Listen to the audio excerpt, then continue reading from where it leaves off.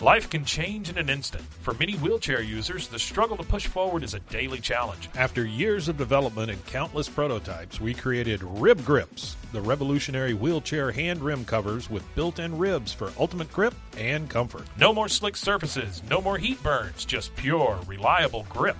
Rib Grips, empowering you to push forward with ease. Rib Grips. Get a grip on your freedom. Discover the difference. Visit ribgrips.com and use promo code GRIP today. You just found the perfect product that helps with staying cool during hot summer runs. No more gross warm water. Stay cool with this product from Gear Handle.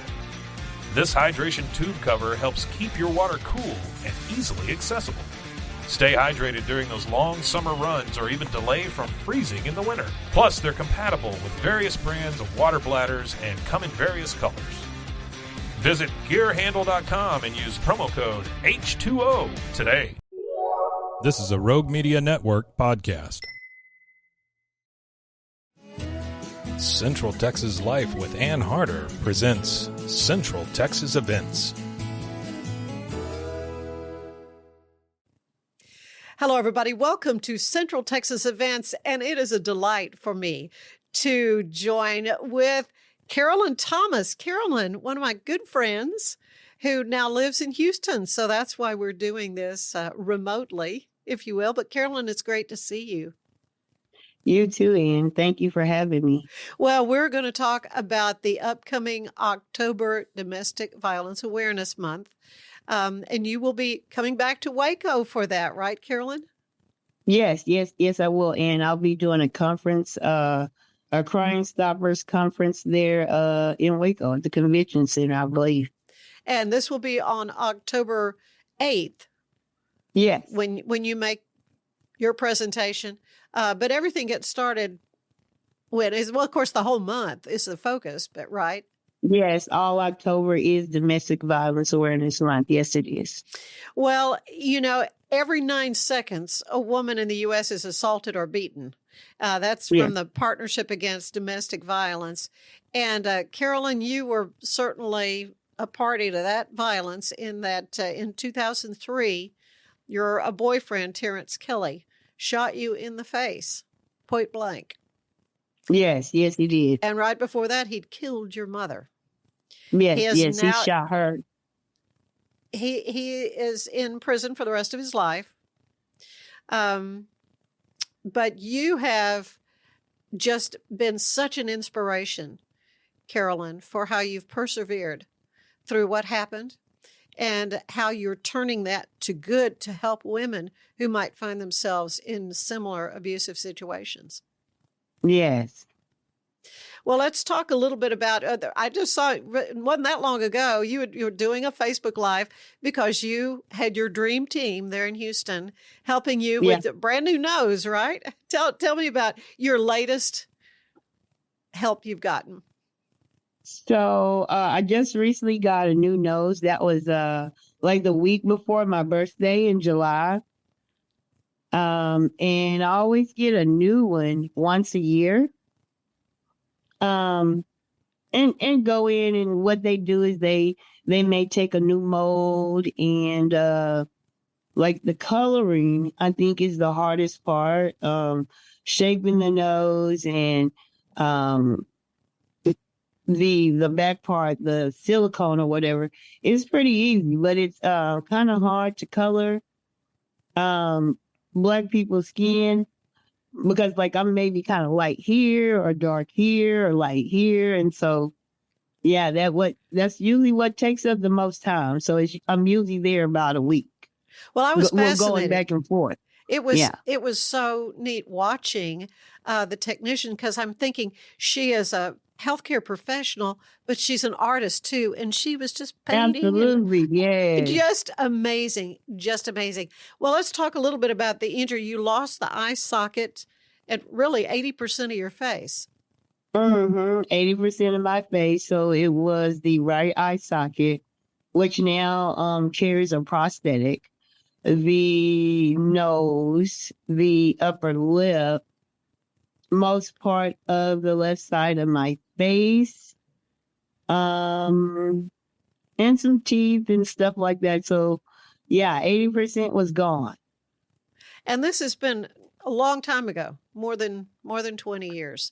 Yes, 2003. And as I say, I mean, the way you have persevered through this and reaching out to other women, particularly through your organization, Voices for All Foundation. Let's talk about that. Voices for All is a foundation that I founded back, like, I think it was like August of 2006. And like my whole mission coming out of rehab, I just wanted to, make women aware of like the red flags, the things that I didn't pay attention to. I didn't have any intentions on, starting a foundation at that time. I didn't know that I would, but my mission was to get the word out about domestic violence and try to, get a handle on it as much as, we could.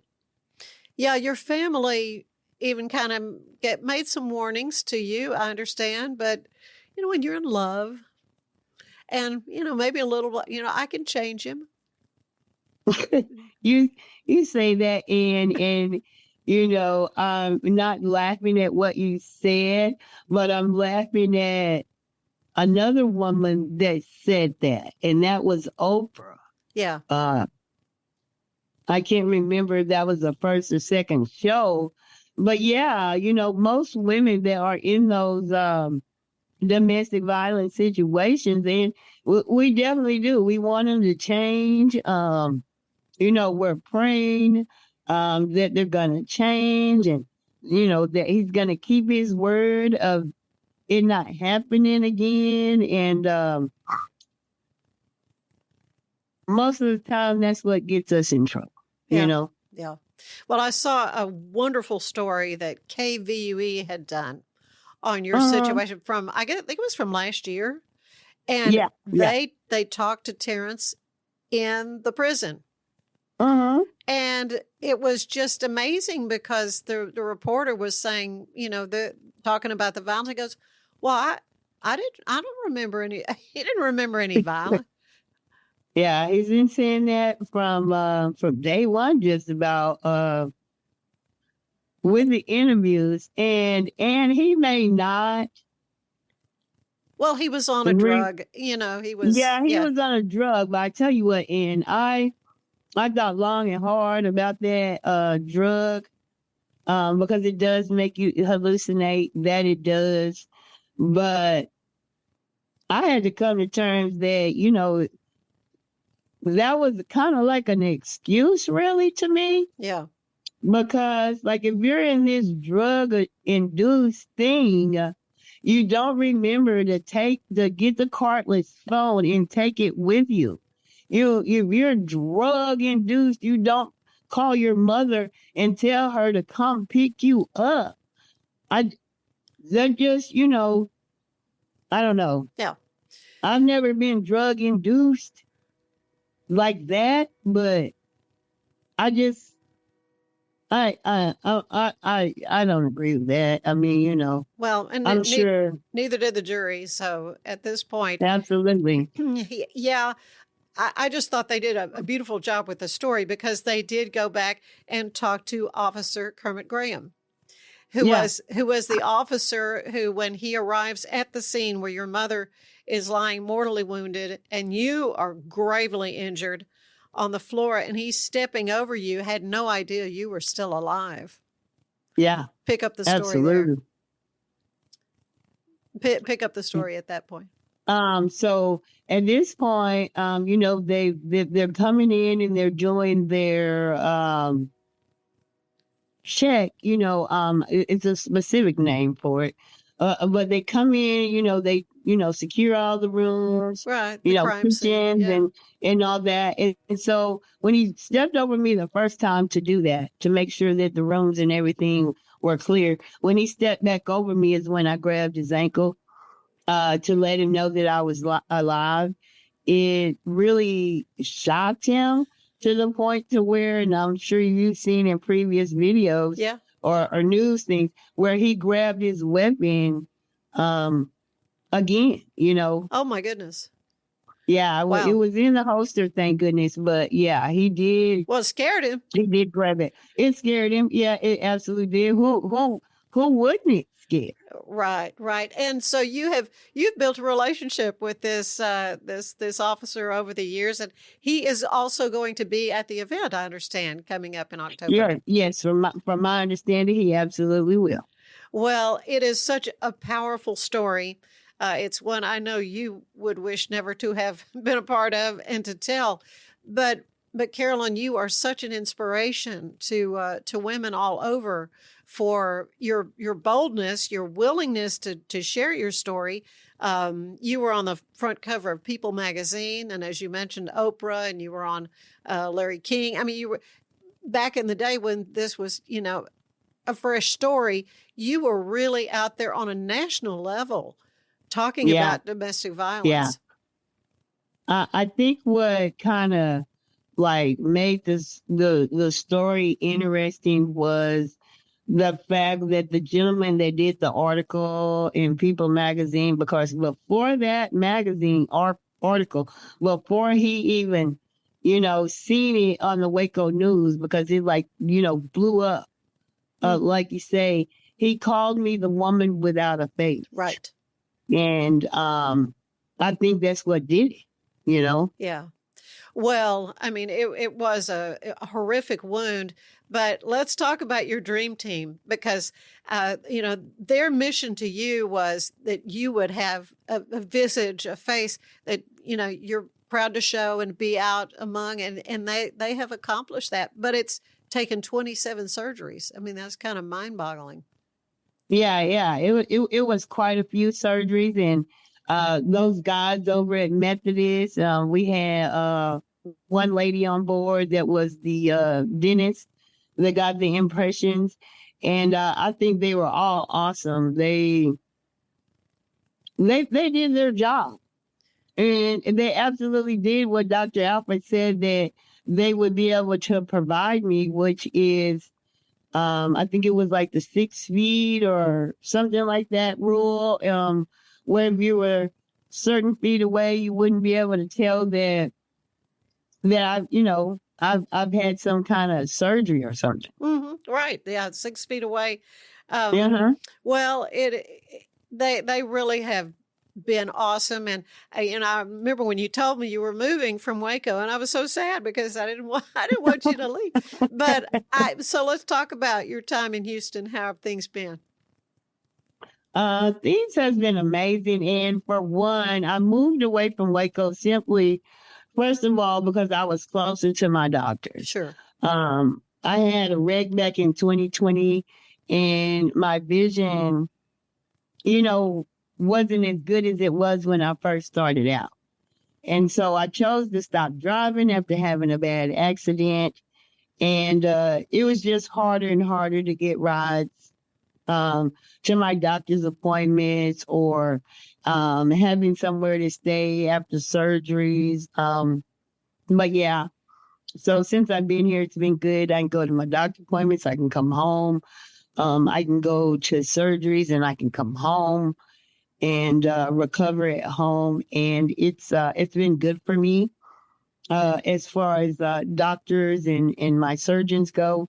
As far as my social life, it's been pretty good because I've been meeting a lot of new people that have organizations, and that especially one that I kind of look up to, Mm-hmm.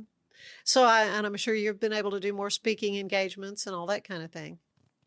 Yes, quite a bit. I get out. I feel like there is so much more, like even though I did all the traveling then when it was, really out there, I still feel like I am some sort of visual aid, along with other women that have incurred, injuries, from the neck up.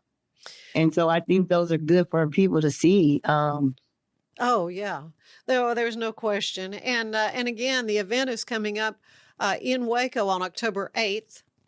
Will Yes. you have the march? I know in the past you've had a march. Yes. Well, I had the march there in Waco for over 5 years. Right.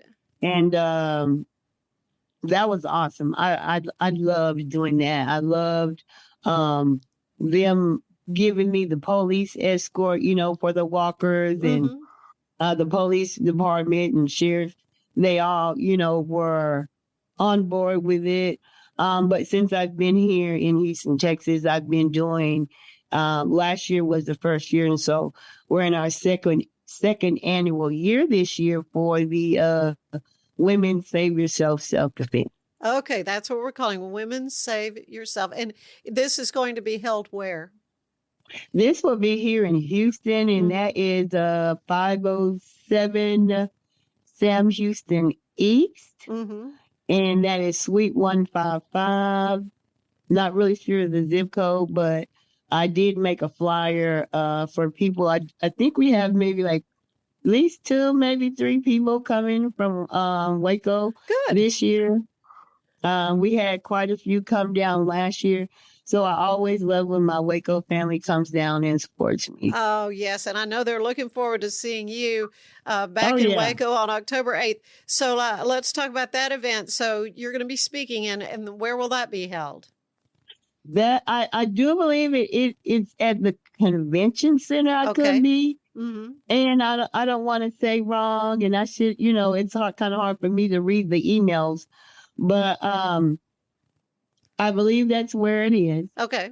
Or either it's going to be at the Marriott where I'm staying. And it could be in one of their conference rooms. I just don't want to give out the wrong information. Okay. Well, we'll see if we can track that down. We'll put it in the heading for this video when it drops. Okay. Again, well, I'm excited about it. I absolutely am excited because, like I said, I will get to, and you said as well, I'll get to see Mr. Kermit. Yes. I will get to see the other officer that was there with Officer Kermit. I think some of the EMTs are going to be there. I really wish some of the people from the DA's office would be there because I haven't seen Tracy in a long, long time. And well, I can't think of what my attorney's name was for nothing. But he was a good guy. Didn't talk much, but yeah. So there's supposed to be a lot of people involved. No question. And again, October is the month that we shine the light on domestic violence. And the idea is that we should never have to recognize that again, that domestic violence would end, but we know that's not the case. So we need to equip women and men, because men can be victims as well. Absolutely, they can. With what they need to get out of the situation, to diffuse the situation, to save their lives. And again, Carolyn, it's so wonderful to see you and visit with you, and look forward to seeing you in person. Hopefully we'll get you up here to the Alico building next time you're in town. Oh my gosh, I would love it. That would be so much fun. But in the meantime, God bless you. I really appreciate you so much and your time here on Central Texas Events. Carolyn Thomas, you're the best. Thank you. Thank you so much, Annie. Have a good day. You too. Bye-bye.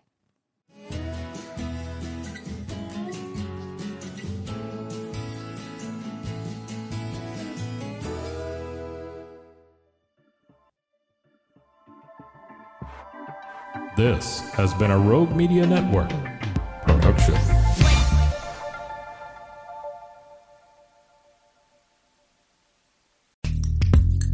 Are you a podcaster? Let's talk podcast hosting. Are you tired of your current podcast host? Need real support in a community that gets it? At Rogue Media Network, we offer top-tier podcast hosting services to help you thrive. From hosting and distribution to dedicated support, we've got you covered. Starting as low as $25 a month. Join our community of passionate podcasters today. Contact us at hello@roguemedianetwork.com.